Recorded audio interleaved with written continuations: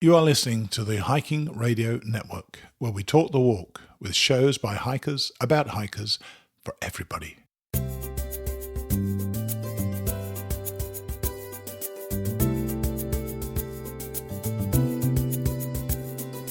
Returning to Katahdin, an Appalachian Trail dream. Have you ever dreamt of hiking the AT? Bruce Matson did, so we're going to follow him every step of the way.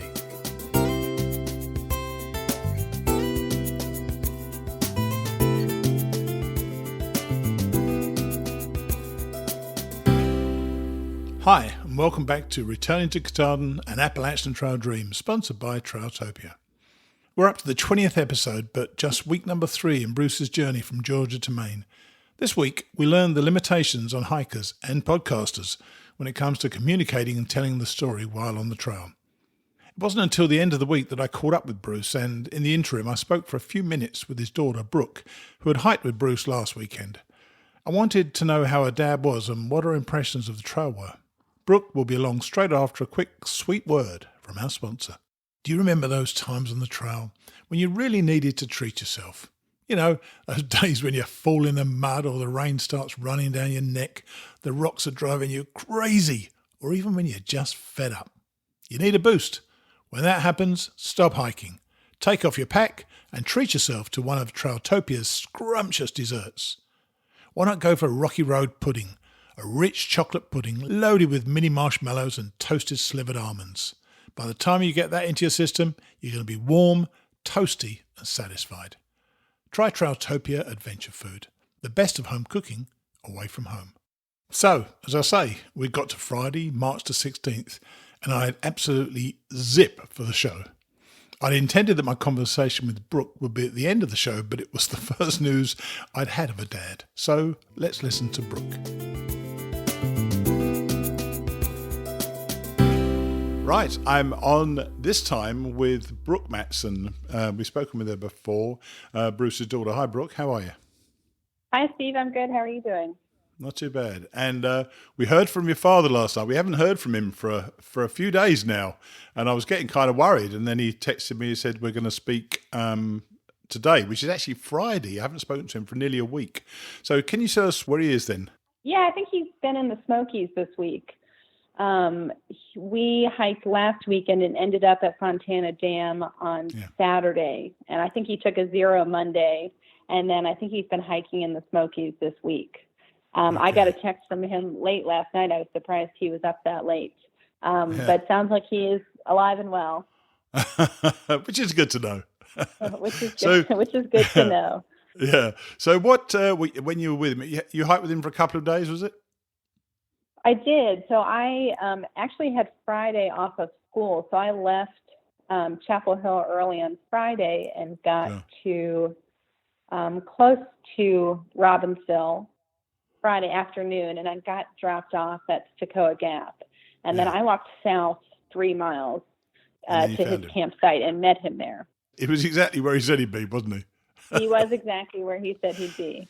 Of course he was. And it was kind of funny. I started walking south. I only had a few miles to go. It was, late in the afternoon. It was maybe 2:30, 3 o'clock. Yeah. And I ran into, I'm going kind of against traffic. So I ran into 15 people probably going south. And a handful of them said, "Oh, are you RTK's daughter?"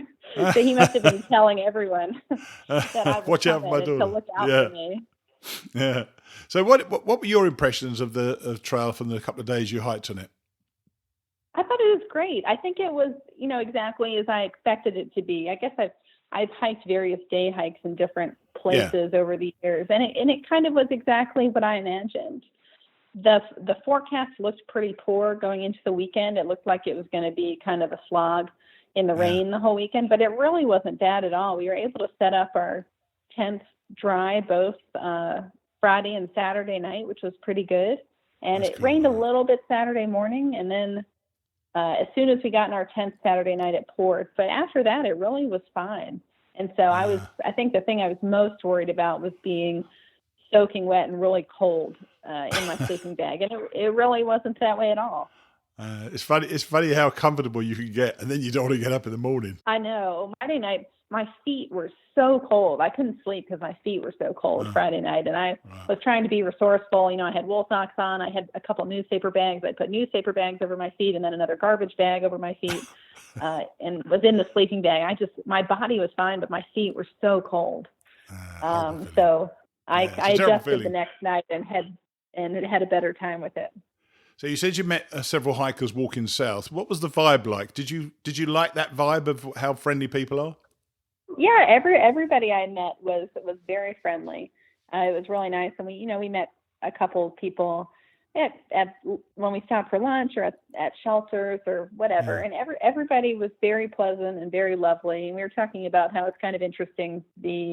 We were talking with one of the other hikers about how the communication system is interesting and how things can travel very quickly by word of mouth as you see people on the trail and things like that, absolutely. Especially if you're going in different directions, I guess. Yeah, absolutely. And so you're making any observations about your dad? You've seen he's only been on a week now. This is week 3 he's on. Is he losing weight? Is he eating properly? I mean, how is he? I think he seems good. I think it sounded like he had planned for too much food. So I think he was carrying a little bit more food than he wanted to. I think he's finding that he's eating less than he expected. I think everybody finds this when they get on the trail, they don't need as much. And I don't recall doing it, but somebody told me on my hike, they remember, one of the reasons they remember me was I kept giving people food because I had way too much food with me. Well, and he was kind of saying the same thing. We ran into a couple of young girls who were maybe a little younger than I was, and apparently they had some conversation in the past, and he was trying to give away some food and was trying to get in touch with them and things like that. So I think, I think he planned for more food than he feels like he needs right now. Is he bonding with his with other hikers? Is he hiking with a bunch of people, or is he just in and out of the different groups? It sounds like he's been in and out. I don't think he's found someone yet that he's hiked with for multiple days or for a stretch, at least. Right. That I can recall. But that's a lovely thing, though. Yeah, I was surprised he doesn't seem to be. He's a big coffee drinker in the morning, and he seems to be foregoing that, which I was surprised by. But wow. You can definitely see in the morning, you'd rather just get up and get going and get out of camp and eat a bar on the go. So rather than heating up water and getting the stove out and stuff like that. So I certainly understand it, but I was surprised that he wasn't drinking coffee in the mornings because he's a big coffee drinker. The exertions of the trail are quite intense, obviously, and you don't really get your hiker hunger for a while. Is he actually losing any weight, or is he maintaining weight right now? I don't know the answer to that question. I think you said you thought he looked thinner in a picture, and I think he said he didn't know himself whether he was losing weight or I think to be determined. Has his adventure so far, and you're joining him for a few days, has it made you think you might like to do something like this one day? Honestly, I can't say I'm ready to sign up for a thru hike at the moment. But I would certainly go out for a weekend, for a week, even for a longer period of time. I think it would be a little while until I had that kind of time. Yeah. Maybe in a year or two I might have a little bit of time, but I don't know that I'm ready to sign up for the whole thing quite yet. Yeah, it's tough to get attracted to the idea of 6 months of those privies, isn't it, really? It's a long time. It's a long time. They're not great. They're not great, are they? Yeah. No, it's not. Well, I'm glad you met him, and I'm glad we were able to talk with you today. I'm hopeful I'm going to catch up with him today. You told me he's going to be in Gatlinburg, you say, taking a couple of days off. Is he taking those days off because of the weather, do you know? Or you mentioned his hip earlier on when we spoke. I don't think because of the weather. I mean, I'm sure he'll tell you when you talk to him, but he mentioned to me just in a text that his hip was bothering him a little bit. So I think it's likely because of his hip. I think going into the Smokies, he was very pleased with the weather forecast. It was supposed to be quite good. All right. Okay, cool. So I don't think it's a weather issue. Okay. All right, Brooke. Well, lovely to talk to you. Are you going to join him again later in the trail or not? I would love to if I can. It just depends on my schedule and where he is. The stars kind of all aligned this past weekend, but we'll see where he is in the future. Very cool. All right, then. Love to talk to you, and hopefully we'll speak again soon. Sounds good. Thanks, Steve. Cheers, then. Bye. Bye-bye.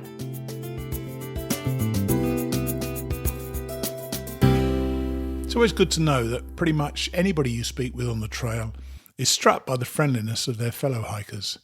For those of you who are parents or spouses with a loved one about to or even currently on the trail, You should be encouraged by not only Brooke's testimony, but also others who have appeared on my shows. This is a friendly place, and the person you love will be welcomed into this kind of cocoon of goodness. It was good for me to learn that Bruce was safe and in Gatlinburg, though the news of his hip was a little concerning. Before we get to Bruce, I want to update you with a couple of recent 5-star reviews. Jasper G calls it a great podcast and says that he's looking forward to following RTK on his journey, hopefully all the way to Maine. I am right there with you, Jasper G. Genmo42 says, this is another great podcast. Love Mighty Blue, love this one. She goes on to say, someday I'll hike the AT, but for now, listening to RTK is great. She ends, go Bruce. I always love the enthusiasm of these reviews. People are invested enough to tell us, and it really means a lot to me and to Bruce, so please keep them coming. Anyway, a couple of hours after speaking with Brooke, I got a text from Bruce and had a nice long catch up with him, though, as you're going to hear, we were interrupted partway through. Here's Bruce. Okay, we're back on with Bruce. Hi Bruce, how are you? I'm doing really well, Steve. Thanks. Good. Well, we haven't actually spoken. This is now, I think we last spoke literally a week ago. Maybe we spoke on the Saturday. I'm not too sure. And I haven't heard you for a week. How's the week been? What's been going on? Yeah, so it's been busy. It's always kind of a little sketchy when you have Wi-Fi and cell coverage. Yeah. I guess it was about a week ago that my daughter Brooke came and spent 2 nights and 2 days hiking with me, and that was a little bit of a surprise. Not that she wanted to come, but when she looked at her schedule, it just became easier for her. She's in medical school, and they're not terribly generous with the amount of time she can get away. So she kind of hopped in the car and came out to Southwest North Carolina and joined me. And she hiked for 2 days, and we hiked into Fontana Dam together. And then I stayed at hang on, that's quite a walk down, isn't it? That hike down towards Fontana Dam, that is quite a downhill, isn't it? Yeah. I tell you though, the hike I really, really enjoyed was the hike from Fontana Crossing to Fontana Dam, which is not terribly down. Most of the down you've already come through. Yeah. And it's that walk along the lake by the Fontana Hilton and then into the dam. And that was a lovely, lovely hike, fairly gentle. Yes, it is. You got a little bit of, a little steep coming out of Fontana Crossing for 10 minutes. And then it's lovely. And, we stopped by the Fontana Hilton. I had to see that after seeing it on so many YouTube videos. And it's not quite as luxurious as you might hope, is it? I don't know, Steve. It was nicer than I expected. It really? Was clean as a whistle. It has got charging stations, running water, this wonderful fire pit surrounded by chairs, a picnic area overlooking the lake. And then up over the hill, there's flush toilets and a hot shower. I even got an email from a couple of guys I've been hiking on and off with who were at the Fontana Resort. And they decided to save money and wait out some bad weather. They were moving from the Fontana Resort to the Fontana Hilton because it was so pleasurable to stay there. And I'm glad I stopped by because it is actually really, really well kept. And I'm sure there's not going to be another shelter like that for the next 2,000 miles. No, there's not. So did you stay there, or did you go somewhere else to stay somewhere else? So I was at this place called the Hike Inn, Mm-hmm. And I was reminded by the owner that it's the longest continuously, owned hostel hotel serving hikers on the Appalachian Trail, 26 years. But stayed there and got ready for the big climb into the Great Smokies. Yes. It's quite daunting, isn't it? As you walk across the across the dam and you see the hills ahead of you, it's quite daunting when you approach it, isn't it? I agree. And you kind of look on the map and you realize, it's a little bit like climbing out of the NOC. You got a full day of climbing and you just got to psych yourself up. But we had a beautiful morning. Got there actually before the sun rose. A guy in the room next to me, Getaway, he and I were on the same schedule, so we hiked out together. And it's kind of fun, like seeing the Fontana Hilton, walking across the dam. You've seen pictures of so many times. And then we put our permits in a little slot, and off we went. And it was it was a pretty day, cool, but cool is good for hiking. And we headed out into the Great Smokies. And what was that experience like? Well, it was a lovely day. It was cool, breezy. Generally, sun was kind of in and out of the clouds. Very pleasant. I think we put in 14.7 miles to Molly's Ridge Shelter. Wow, that's pretty darn good. Pretty long, full day when you're climbing up. Or maybe it was 12.7. I should know the answer to that. But I do think it was 14 because I think actually didn't stop at Molly's Ridge. That was the one that was 12 something. Went on to Russell Field. And that was a little over 14 miles. As we got up to a little higher, you got a dusting of snow that was on the ground, maybe an inch or two. It was pretty, but it wasn't anything you really had to deal with. But it was very cold, and we can talk about it. So, I've just spent 3 days in the Smokies in generally beautiful weather, generally very biting cold weather, and quite a bit of snow up there in the higher elevations. So when did the snow start then? Well, I think the snow got deposited on the day we were hiking into the Smokies, and it, may well have come the day before, that night. We didn't really see the snow until we got a higher, but it was pretty fresh. Yeah. So I'm just assuming that it was snowing only at the higher elevations that we clearly climbed into the second day. And yesterday it was all out, full snow as we climbed up to Klingman's Dome. I'm looking now at the map. Yeah, Russell Field Shelter is nearly 14 miles. I mean, it is a ways. Well, it was a good haul, and I don't know if Brooke told you, I had a little trouble with my cell phone. She did. Tell me about that. I just, there's nothing to tell you other than it was confounding. Brooke and I were hiking. We pulled it up to look at Gut Hook, just kind of see where we were. And maybe an hour and a half later, I pulled it out for the same reason, and it didn't work. And I tried different things, and I was sure that it was charged, but I pulled out the portable charger, and the portable charger's lights turn off when the device is fully charged, and it turned off within 3-4 minutes because I knew I had charged it. And we couldn't do anything to get it running or started. So we, kind of bit the bullet for the rest of the day, but we were hiking into the dam and therefore hike in. So, I had Brooke in a car, which helped a little bit. And her boyfriend was checking out remedies and gave us some remedies that, I didn't realize that you push this button and then push this button and then push this button in a sequence. But neither one of us could get it to work. And so I was very frustrated. I bought what, felt like I was buying a burner phone at the Family Dollar in Robbinsville. So at least that has a phone. And so they assured me at the hike in that there was no place within 2 hours that could do anything with my phone.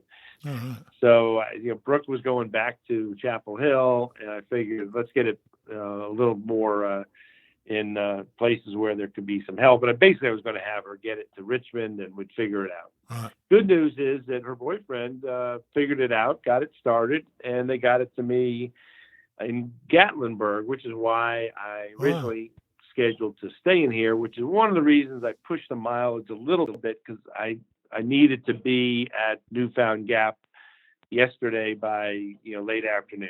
And in the meantime, I had a little soreness in my left hip. Yeah, that's what Brooke said, yeah. I just decided that since I'm here, I'm going to take a little lesson from my running days where, if you push things, they often develop into a bigger problem. Sure. And I just decided to take a zero to rest my hip and sort of get this phone stuff all done. And I'm in a pretty good place right now, so I'm going to take the rest of the day off, and we'll see how it goes. So you got to, I'm trying to work it out, it's now Friday, and I think you got to Fontana Dam on the Saturday, was it, or the Sunday? Boy, I don't know. Let's say. You lose track of days and time. Today, oh, I do. Today's Friday, right? Today's Friday. Yes. I headed into the Smokies on Tuesday. I did basically 3 12 to 14 mile days.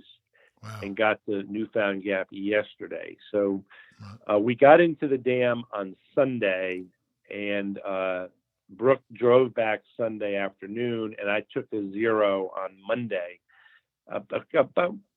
About a day or two before Brooke showed up, I was noting to myself, I don't know, with all my planning, how I didn't plan a rest day during my first 10, I just cannot figure out, because one of my nor could I.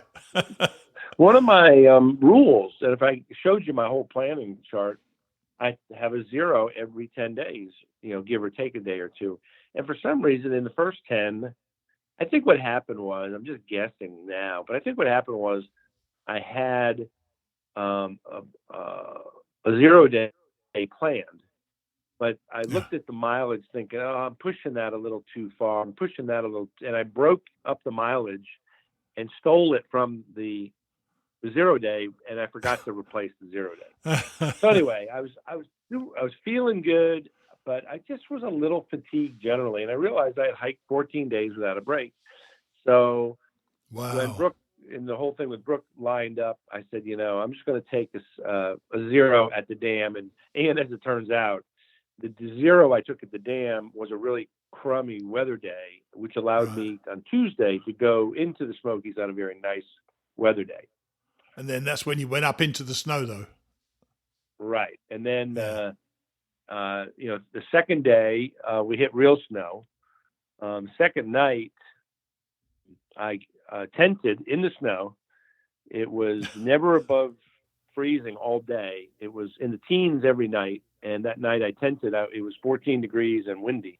It was really a fun experiment with my gear, what I had planned.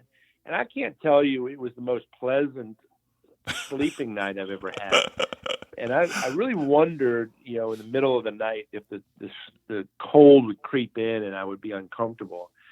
And you know what? I was not uncomfortable. I can't tell you I slept like a baby, but I got a 15-degree bag. I got the liner, and I slept with running pants. I slept with rain pants on and my puffy. And it was really kind of fun that you could go out there.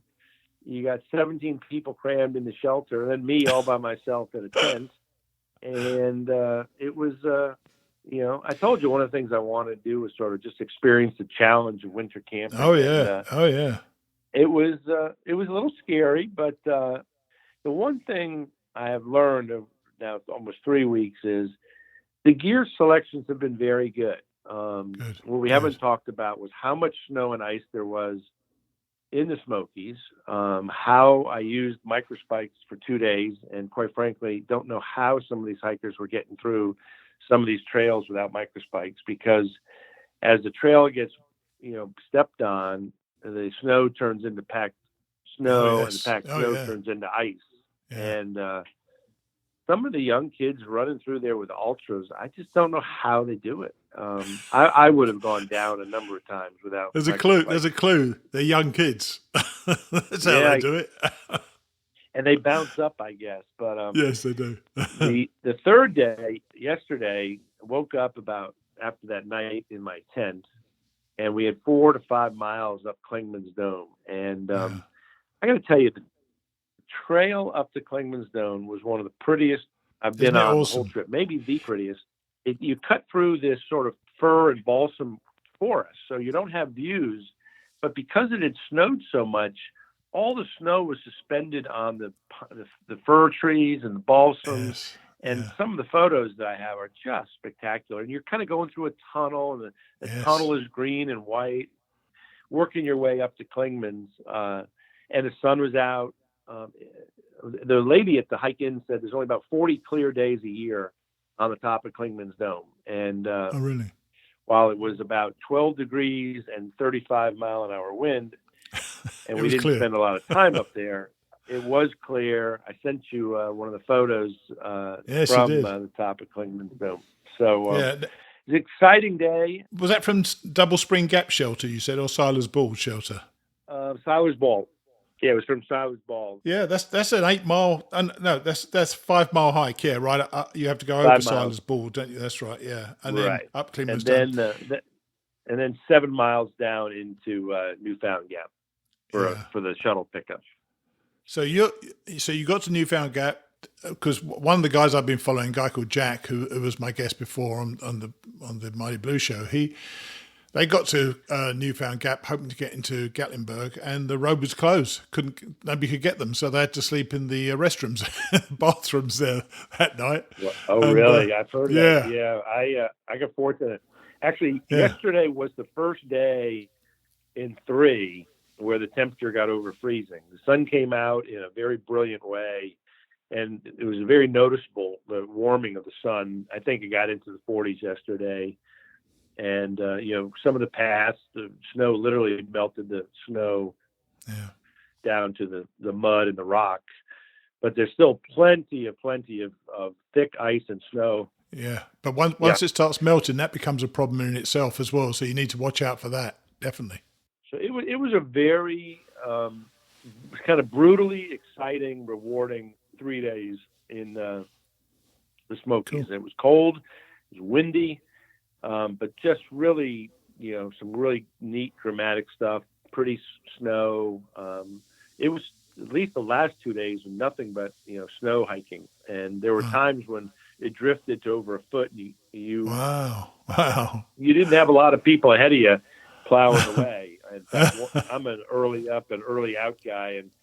And for about, I think, an hour or two, I was probably blazing the trail. So it was, it's a really good exclamation point on the thing you've always heard, which is you can't assume what the weather's going to be like up in the Smokies. It was the forecast at Fontana Dam was 4 sunshines, and not that it wasn't sunny weather, but you just don't realize what comes with that when you're at 6,000 feet. That's right. Having that winter gear helps. Just keeping warm is the most important thing, and the fact that you did that was great. I thought actually you sent your microspikes on for some reason. I thought you said you'd. Well, I sent them. I sent them to Fontana Dam. Oh, right. Okay. Cool. Okay, that makes sense. When I was in Hiawassee, I forwarded them and a bunch of food to Fontana Dam because I had too much food. Didn't need the spikes, I didn't think, until right. And boy, so many times I was tempted to say, why do I have these microspikes? But golly, I think I'd still be up in the mountains. Oh, they were so beneficial. Yeah, I'm sure they were. Now, looking at your spreadsheet, where are you supposed to be on the 16th of March? Have you checked?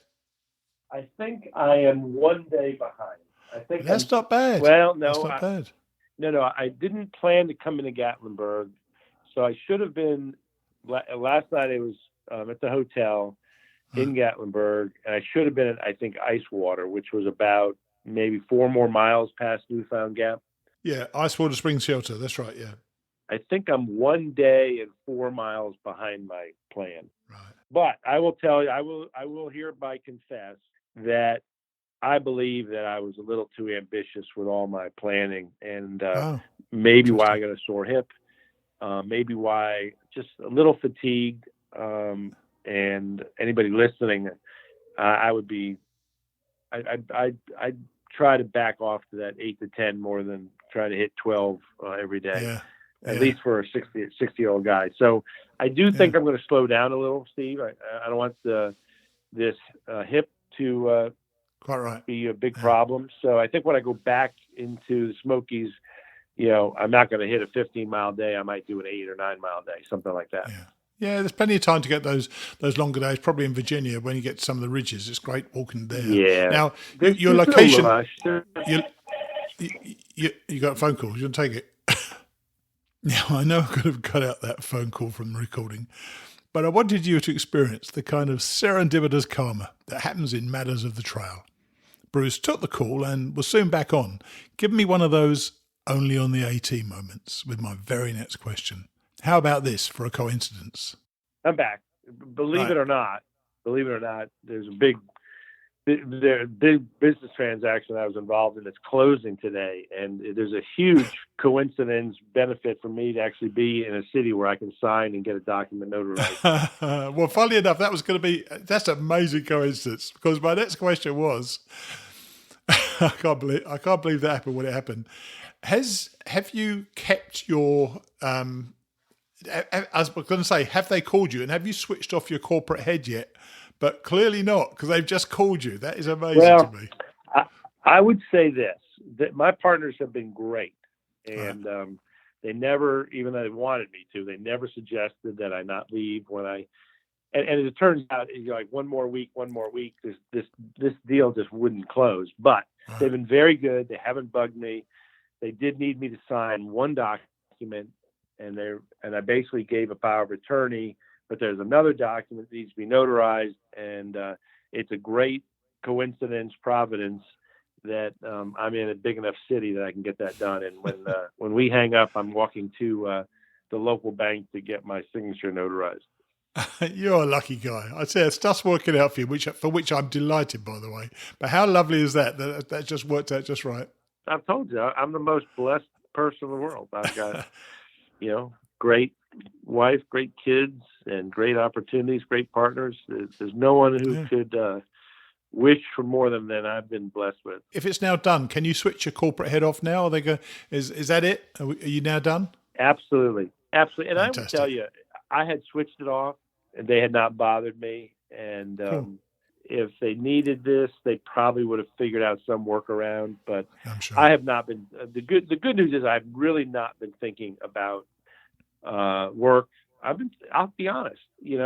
I've been working at the task at hand. And when you have 3 brutally cold, rainy days, and you have 3 brutally cold, snowy days, there's a lot to do just to attend to all the things you need to do to sort of keep body and soul together. Yeah, there definitely is. There's no question about it. It's as much as you can do to hike. I mean, I saw on YouTube, there's a lady and a husband out on the trail. I don't know whether they're still there, but they're taking 6 kids with them on the trail. Can you imagine how tough that must be?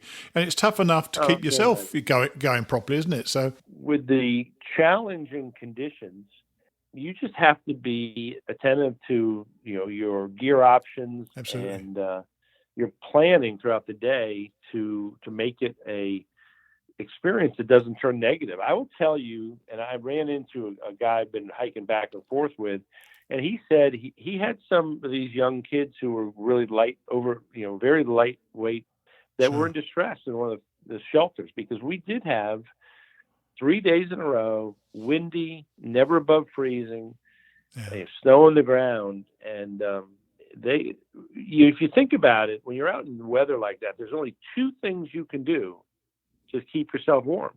You have to keep going, or you got to get in a shelter or a tent and get in your sleeping bag.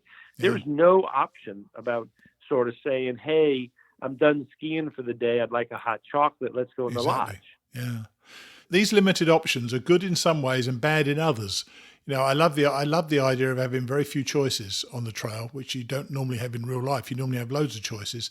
To have very few choices can be great for a lot of reasons, but it can be terrible for other reasons, which is you can't do those things you just said. You can't, you've got to stay warm, and moving is one way to do it. And that's not terribly safe when the snow's bombing down and it's nighttime. So you really have to stay warm in your tent. And if you haven't got the right gear, you're never going to stay that warm, are you?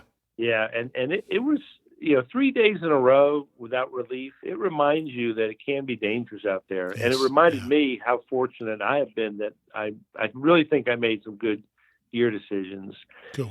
Like, you finish hiking and you're warm, you roll up at the shelter, and you only have about 10 or 15 minutes before the cold sets in. So you got to get some stuff done. You've got to get your water, you got to get your tent set up.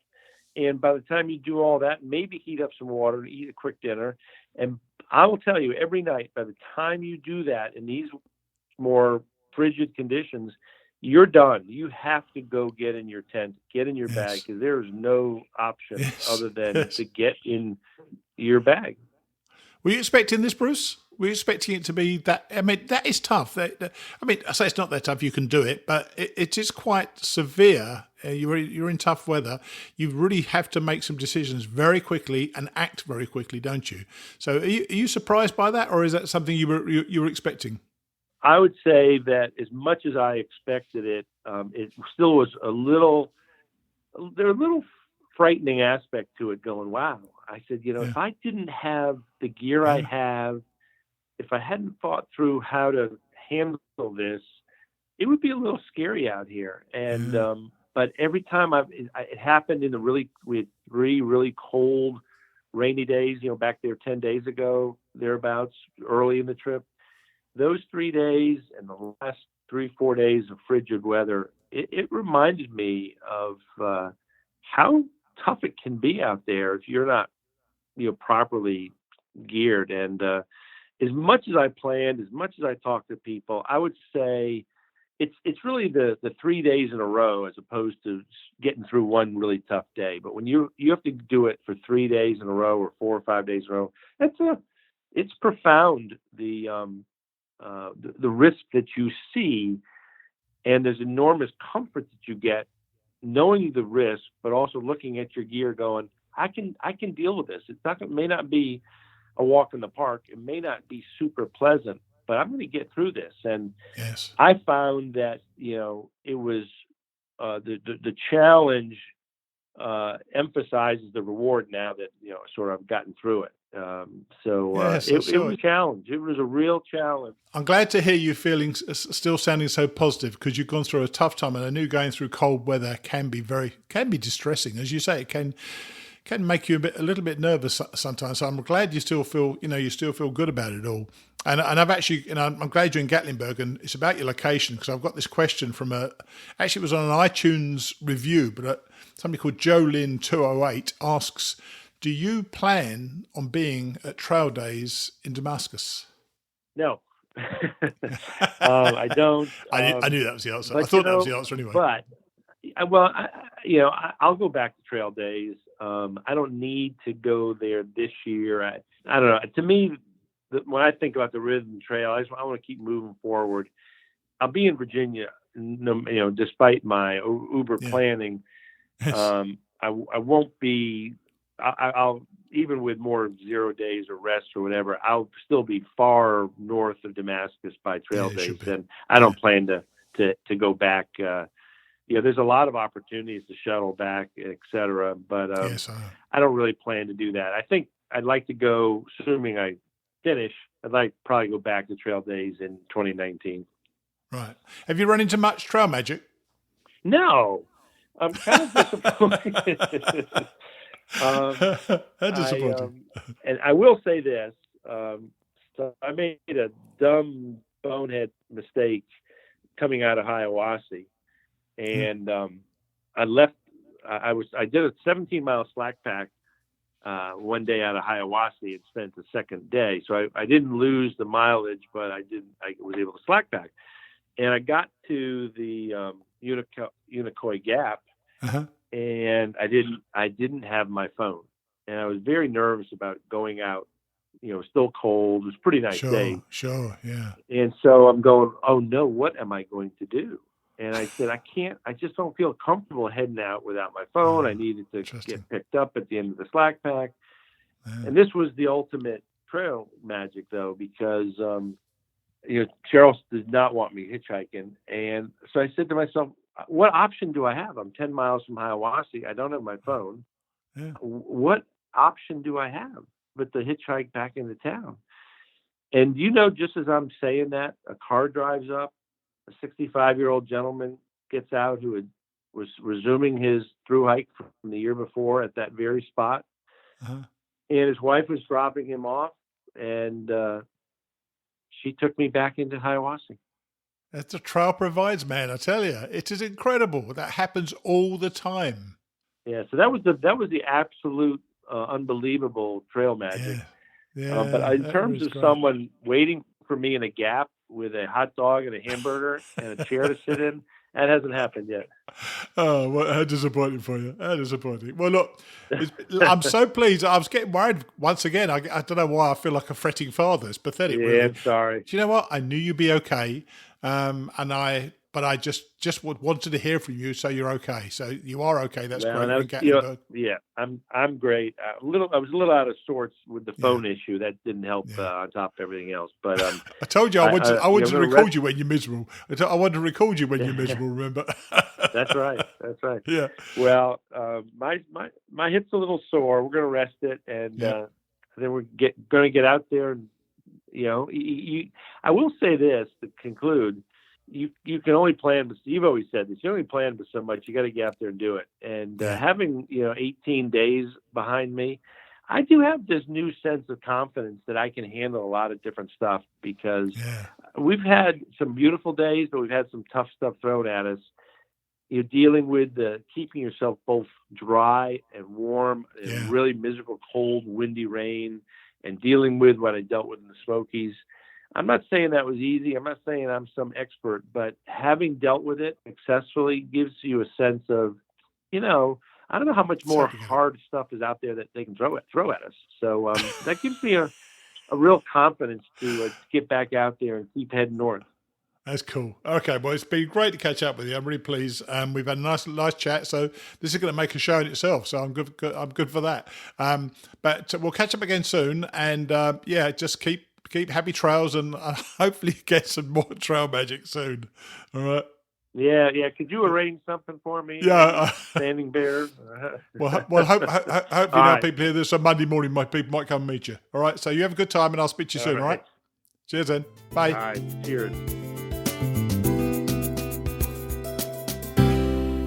So he's having a real adventure out there. He's even losing track of what day it is. I found that kind of funny when I was out there as well. There is no weekend, and all the days just seem to run into one another. There are just days when you walk, and a few others when you don't. I was happy for Bruce that his gear choices were working out for him. There can be nothing worse than to realise in the middle of a freezing night that your sleeping bag is simply not up to the job. Bruce had been uber diligent in his choices, and he seems to have it all working for him right now. He's also learning that upping the miles too soon can be pretty bad for your body. I always thought he had an ambitious schedule, so the fact that his hip is hurting has made him reassess his targets. What you find yourself doing when you're out there is constantly refining and adjusting your decisions. As you know, I was pretty unprepared, certainly in comparison with Bruce. Yet the trail forces changes upon you. If something doesn't work, just don't do it again. It's quite simple, really, but I think you only fully learn that lesson once you get out there. The other lesson that Bruce is learning is that this isn't just a walk in the park. Hearing him, the most prepared man I've ever met, being reflective of the potential dangers of hiking in frigid conditions, should give everybody pause, particularly those who may not have enough cold weather clothing. For now, though, as he said, he's just 4 miles behind schedule. How great is that? Bruce and I will see you next week.